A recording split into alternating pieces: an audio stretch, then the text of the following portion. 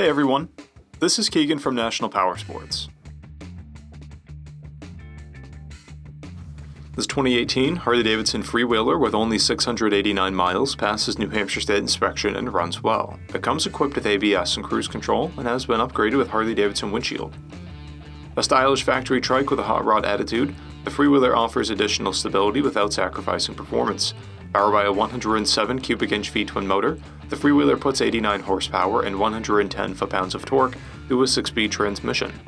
It weighs in at 1,084 pounds and has a 27.6 inch seat height. To see everything we know about this vehicle, including full mechanical and cosmetic condition reports, the service repair order, high-resolution photos, and more, please visit the listing on our website. We have also purchased a CycleCheck's Vehicle History Report.